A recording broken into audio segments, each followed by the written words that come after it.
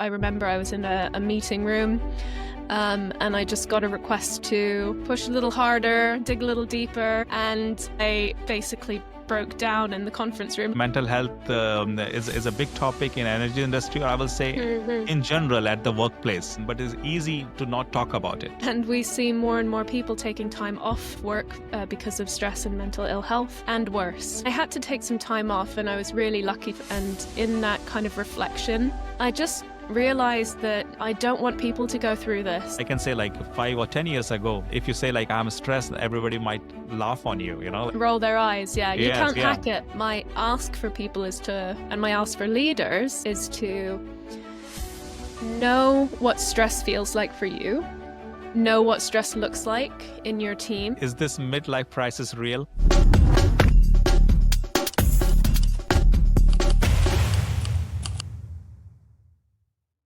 This is the Oil and Gas Breaking By show, where we are going to invite industry leaders to talk about their journeys and also technologies of tomorrow, in an effort to break some of the biases that might have formed around this energy industry. Hello everyone, I hope you're happy and healthy. I'm Ananja and you're listening to the Oil and Gas Breaking By show. This show is about leaders who have made it big in this energy industry while breaking some of the biases around them. And today I'm very happy because we will be joined by Laura Aiken, a leadership and resilience expert with a fascinating journey. She has spent almost a decade at Bechtel in engineering role before shifting her focus to people and the leaders on how they can build a resilient team that can survive under pressure. So now with Laura Aiken Coaching and Consulting, she's using neuroscience-based strategies to build better workplace. So without any further delay, let's deep dive into her journey and also learn some insights about leadership and also how can you thrive under pressure work environment. And I think that's everybody understand what I'm talking about. This oil and gas energy industry can be very challenging, but now we have an expert, so learn from her. So Laura, I'm really happy you are joining us today. Welcome to the show. And thank you. It's a pleasure to be here. Thanks for joining from UK all the way. But let's use your time to, as we discussed before, this show is about people like you who has seen many careers and change from energy career to entrepreneurship and also working very closely with the leaders around the world. So without any further delay, I will really appreciate if you can walk us through your journey and any of the biases that you might have came across. Yeah, thank you.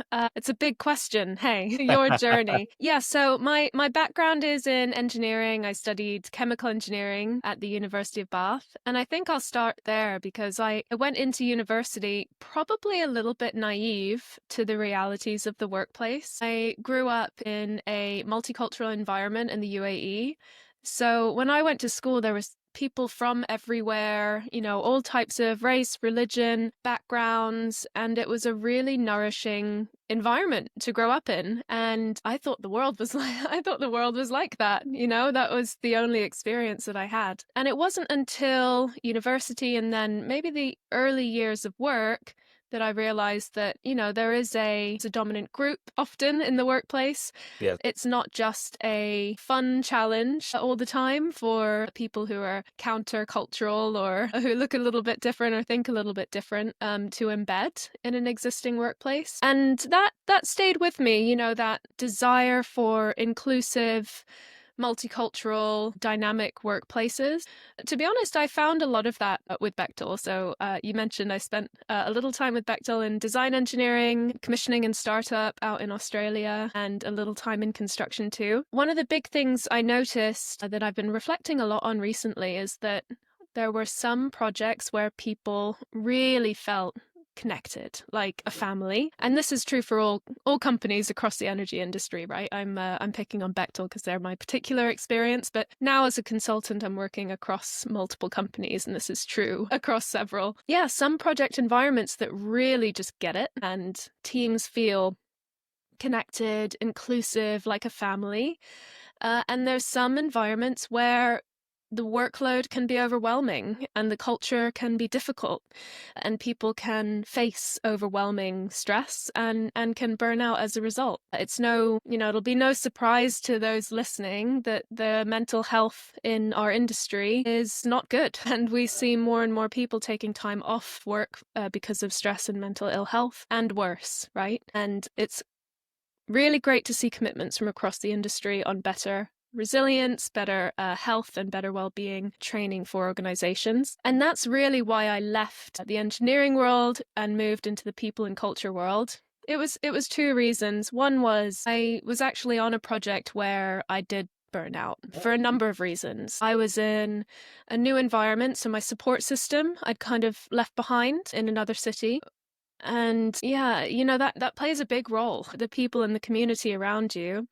If you're not connected to people, it really wears down your resilience and your ability to handle stress. It was a new role. It was a challenging project culture at times, and maybe the weather had something to play in That it as that's that's well. uh, that all plays part into it. Right? Anyway, there were compounding factors, a lot to do with me and my life, some to do with work, that led to me burning out. And I had to take some time off, and I was really lucky to be supported by my leadership to take some time off. And in that kind of reflection, I just realized that I don't want people to go through this. And there were things I could have done to stem the overwhelm earlier. There were things I could have asked for, and there were things that the company could have done too. And that's really my approach to coaching and consulting now. So I left engineering in 2020, started my own business working in coaching and consulting. And one of the main partners that I work with is a group called Kintla, who work really closely with a lot of big players in the energy industry, applying neuroscience-based practices to resilience, to well-being, but also to safety outcomes, performance, collaboration, teamwork. And it's a fantastic team to work with. And it's really exciting to be able to turn a difficult experience into some practical learnings that are tailored for an energy industry and an engineering function, to translate some of these maybe more conceptual neuroscience principles into practical tools that really work. That So makes there's a sense. little bit of the No, no, definitely. story. Like it's very fascinating. And you hit actually few of the points that sometimes they are ignored. You talk about the culture, you talk about the diversity and the mental health, like recently it started to getting more and more traction, like more and more attention from the companies and from the individual. But I can say like 5 or 10 years ago, if you say like I'm stressed, everybody might laugh on you. Roll their eyes. Yeah, you Yes, can't yeah. hack it. Yeah, there's like, oh, you don't want to do that work, but it's fascinating. You talk about your own journey. Like, how was that experience? Like I know it's very hard for an individual, but the people around you to explaining like what you're going through and what you did to overcome that challenge. Yeah, it's really difficult to describe, because when you are approaching burnout, you don't have any resources left to kind of process what you're going through, to have any sort of higher level logic around what you're going through. You're in a severe fight or flight response, and your body is sort of in a state of threat at that point, and it's just trying to survive. So function goes down in a lot of ways, so it can be really difficult to describe. And I had some great people around me who could see that I was different and I was, not myself. It was one of the first times where probably my work performance was struggling a little bit, when previously I've always prided myself on being someone who could deliver under pressure.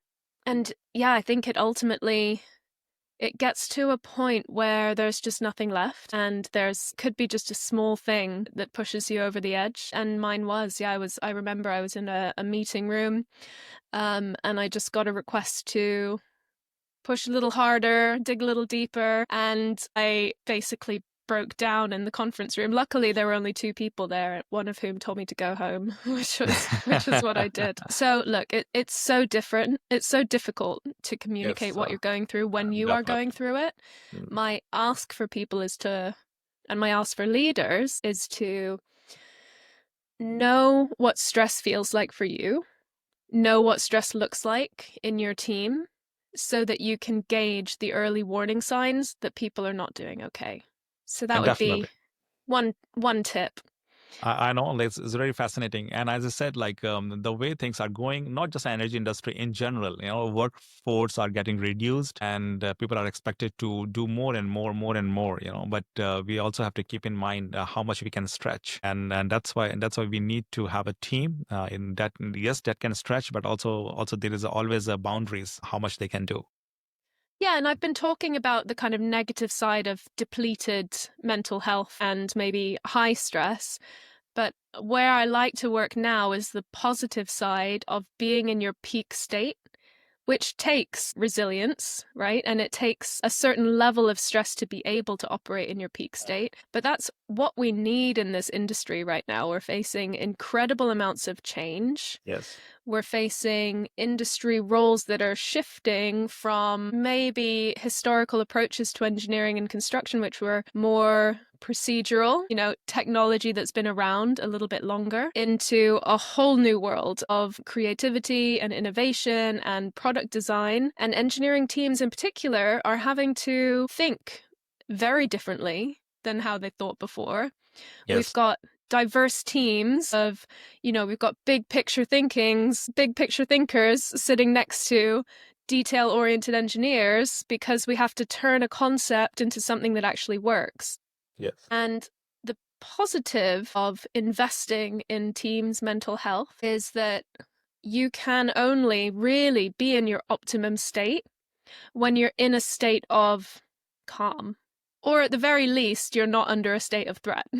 Yes, you're right. Some people like a deadline to do their best work, but creativity, innovation, peak state work, you can't do that when you're under a state of fight or flight or in a stress response.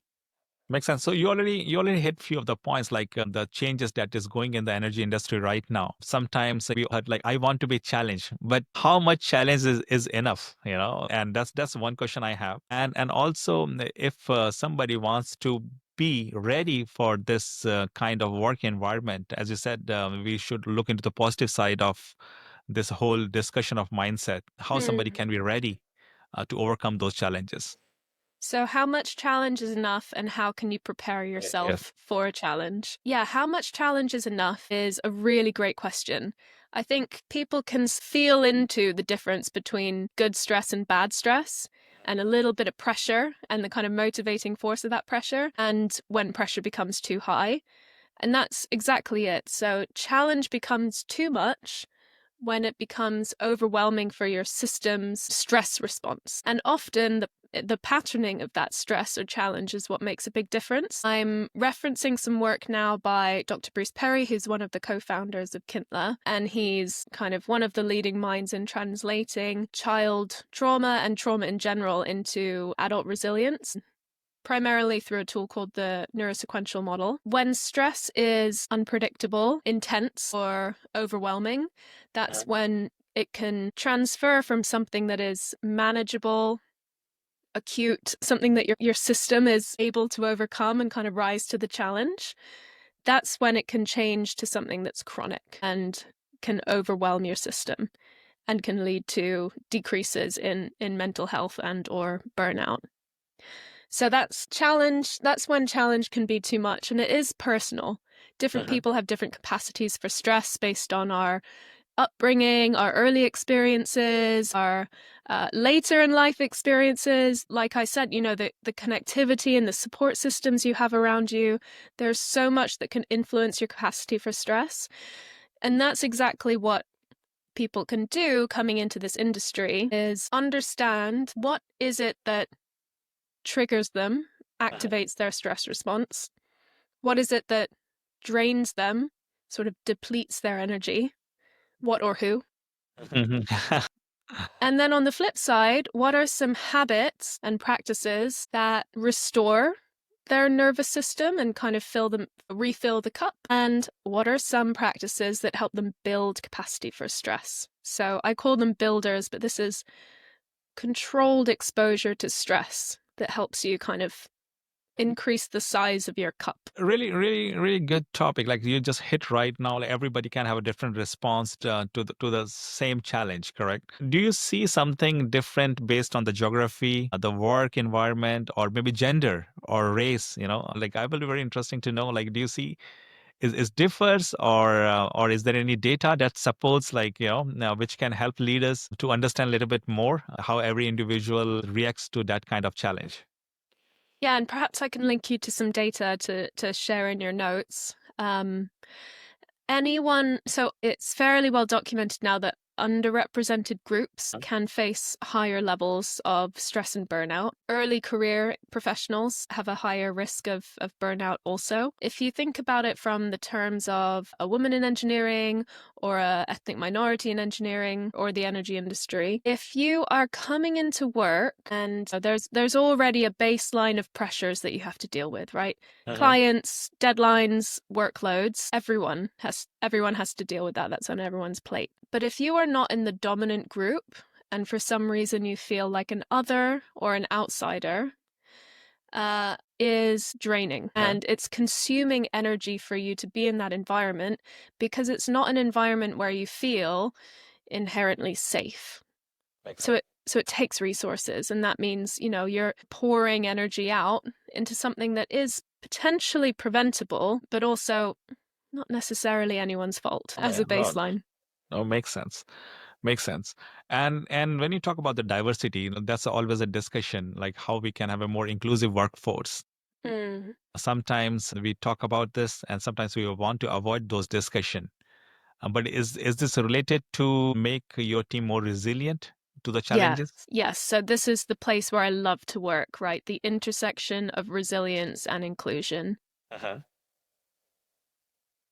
So it comes back to the diversity statement, right? If you have diversity, if you have underrepresented groups in your leadership or in your teams, they're potentially more likely to suffer from stress, mental health, burnout, and that can have an impact on the rest of the team. If you have a culture where everyone, regardless of background, feels included and feels safe, like psychological safety is one of the best terms out there because I think it just describes so concisely that feeling that you get when you're in a room and you feel like you can fail and you're not going to face repercussions, or at the very least you're going to be supported through a failure or a mistake, or taking a risk. And if there's a lack of psychological safety, regardless of the color of your skin or your background, Yeah. it's going to be a draining environment. And those are the places where I see much more people taking leave for mental health reasons or for stress reasons, because there's no connection, there's no support.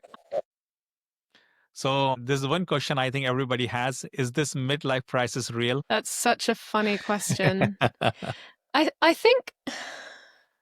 I think yes and no. I think first of all, like the definition of midlife is sort of changing, right? Because it used to be 40's the new 30, now it's 50's the new 40, and 60's the new 50. We're living longer, right? We've got longer, healthier, more mobile lives. But what I will say is that age-based milestones are a great time to reflect on, how has my career been? How has my life been? Am I doing what I thought I would be doing? Am I happy? Am I satisfied? And I think that's real. I think it's a natural part of the sort of human psyche to, on a big birthday, spend a little bit of time in reflection. And I actually think that's a really healthy habit, not just on big birthdays. I recommend a little reflection exercise every day, whether it's the end of your workday or end of your evening. I think where the crisis point comes is when people realize I'm not doing what I wanted to do, or I feel unfulfilled in some way, or this isn't enriching my life as much as I wanted it to. And that's the positive and the downside of reflecting, right? Sometimes you can reflect on your situation and you can be unhappy with the answer. An alternative, I think, to the midlife crisis or the big reflection is exactly what I said. So introducing smaller but still meaningful reflection points into your daily routine or maybe weekly routine to bring yourself a little more into alignment on your values, the way you want to live your life, the way you want to work, the things that you're grateful for, the things that about you that you'd like to tweak, little personality traits maybe that you're not so proud of. And I think the daily habit becomes much more helpful than the momentous redirection that can happen at milestone ages. I think this continuous improvement is important. But one thing about reflection actually is a very tricky point. Mm. Sometimes when you go into reflection, you can go into what if scenarios, Hmm. and that can also is not healthy.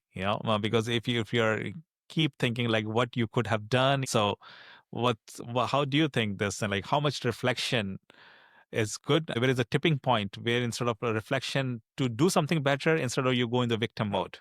Yeah, I can give you a few questions to get started. And I would say, 15 minutes a day is enough. 10, 15 minutes a day is enough to be spending in reflection. I think some great questions are, what went well today? What will I tweak tomorrow? And they're specific enough that you can kind of reduce the what if scenarioing, right? Because it's a day time frame. What am I grateful for? I think that really inspires a growth mindset, having that grounding in the things that are going well and the sort of blessings in your life. Yeah, those are the three questions I tend to center on in my reflection practice. That's great to know. What would you add? I will say reflection is important, but look on the positive side. Yeah. Look on the positive side, because every day there could be some challenges, like something somebody said to you. But let's move on from those things, Hmm. and instead of just hanging on those negative thoughts, you can say what you could have done better, and Yeah. try to do this in the future. Because if you're stuck in the what if scenarios, and I have heard many people, they're stuck in those what if scenarios for long, and they cannot enjoy the present. They Yeah. cannot enjoy the present time. So it's important to live in the present and think about the future and move Yeah. on from the past. Maybe the question to add then is, what am I letting go of? Yes, yeah, definitely. Yeah, And or what am I moving on from? that's Which I like. It's a really valid point, especially if you've got a more hyperactive or anxious mind. It can be very easy to slip into that rumination on what's not going well, and your mind is very good at telling you lies because it's trying and to keep you safe, right? But it's actually not that. Our primitive brains, our stress response and uh, our fight or flight systems, they don't really know the difference between they a don't know. real threat Definitely. and a nasty email or a conflict at work, right? So they can go into overdrive to protect us and sort of tell us lies. And you can train your brain either way. Like You can, yeah. You've that's got millions of cells eavesdropping into your thoughts and conversations. So yeah, you absolutely have the power to shift it and shape it one way or another. that makes sense. So let's talk about your journey, because a very fascinating journey. As like you have spent time in UAE, now you are in UK, and also you have worked as an engineer and now doing this consulting and coaching. Mm. If you have to reflect back on your own journey, what changes you could have made, and what changes you would make if you're given that opportunity?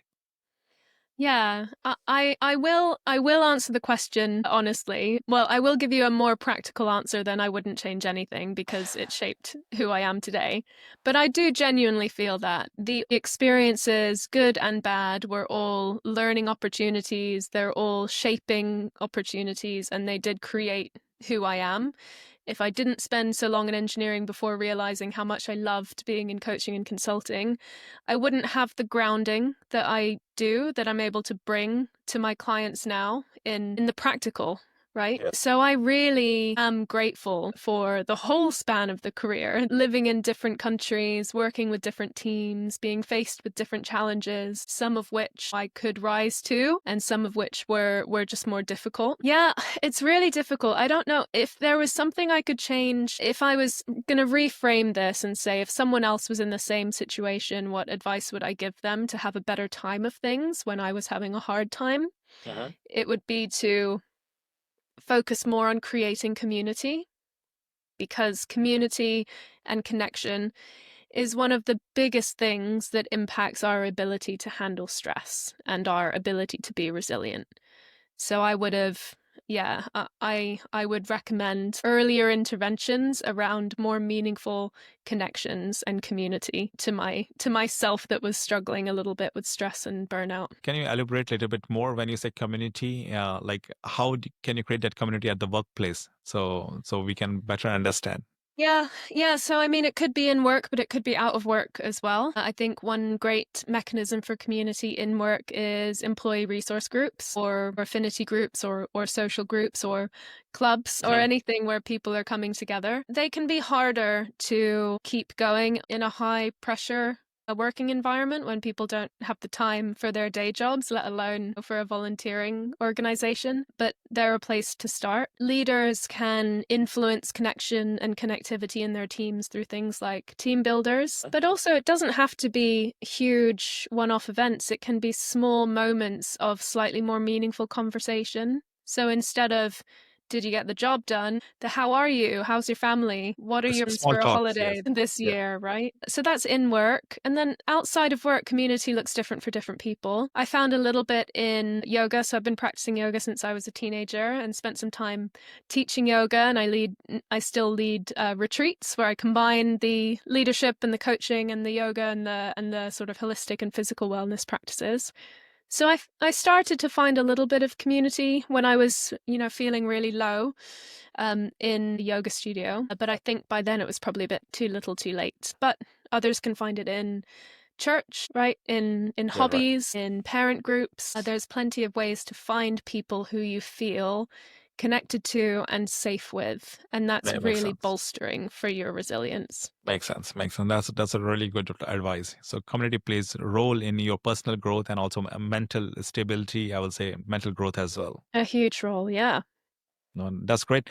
So that brings us to our really interesting section. I would The say of this interview process, rapid fire. rapid fire round. Yes. So are you ready, Laura? I think so. Let's see how much ready you are. So let me ask you the first question. What's one leadership lesson you wish more people knew about it? Yeah, great question. I think it's that leadership is personal and you don't have to adopt the style of the best-selling book. It's There are more many books. about There are many or books on. it's more about doing a deep dive into who you are and what your values are and what approach you want to have first. Yes. And that's more important than reading a book. That's very interesting. If you could have a coffee with any leader, past or present, who would it be and why? Great question. I would really love a coffee with Ariana Huffington. I think Okay. she's combined high performance leadership and well being in a really unique way. And I'd love to pick her brains about that process.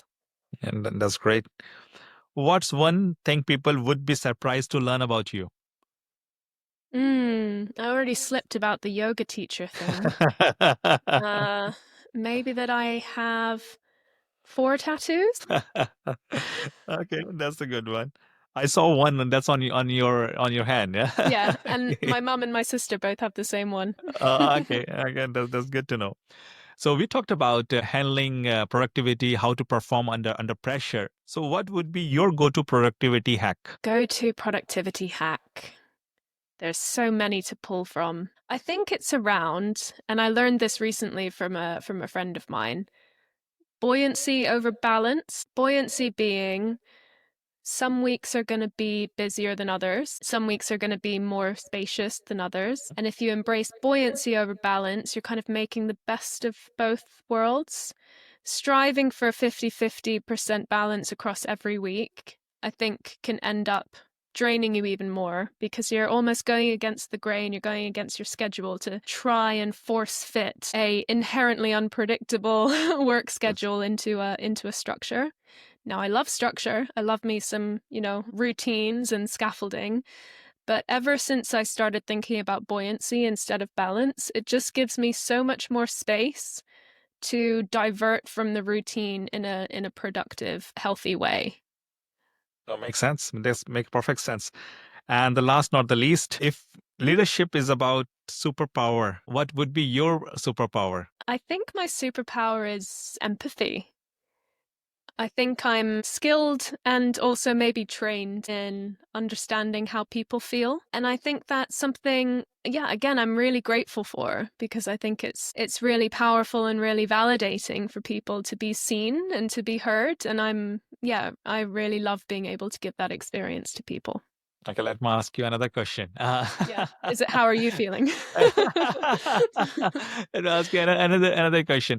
The superpower you wish you had. Superpower I wish I had. Maybe it would be superpower I wish I had.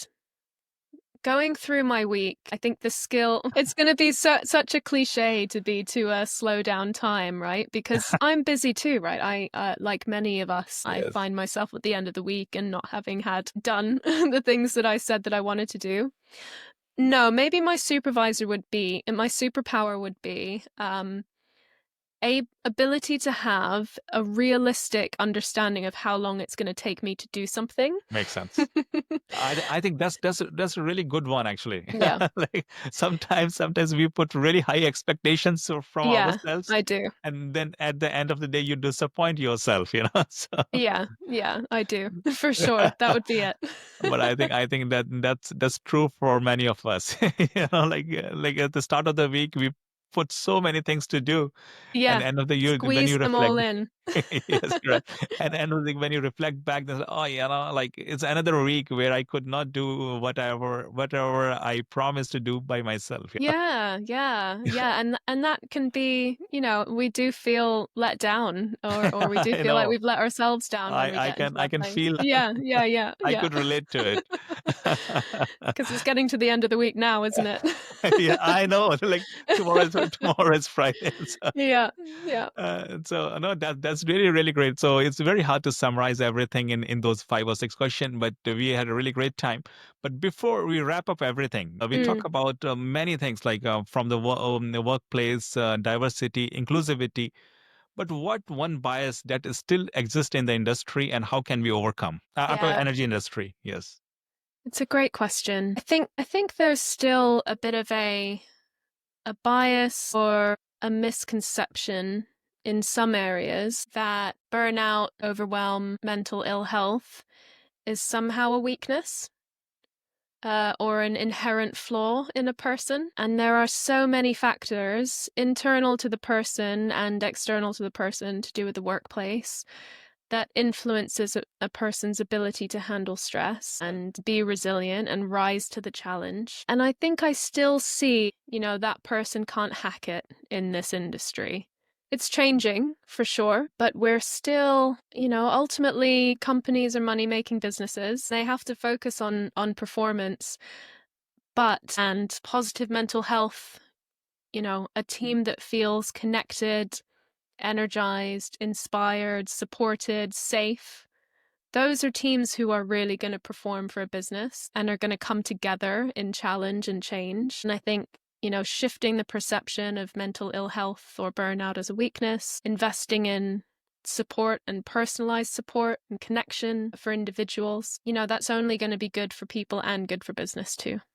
I fully agree. Fully agree. Like we can't say better than that. If you have to Yeah. pick just one key takeaway for our listeners to handle this high pressure situation or a high pressure work environment, what that would be? Yeah.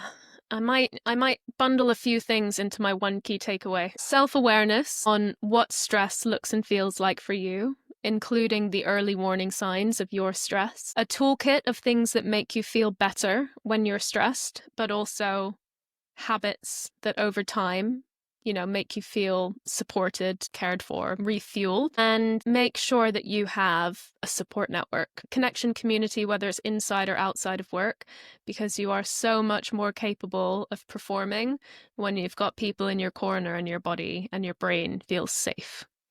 That's excellent. So with that, we will wrap up today. But before we go, Laura, thank you so much for sharing lots of insights about the Thank you. leadership and talking about the topic that not most of us talk about it. As we discussed before, mental health is a big topic in energy industry, or I will say Hmm. in general at the workplace, but it's easy to not talk about it.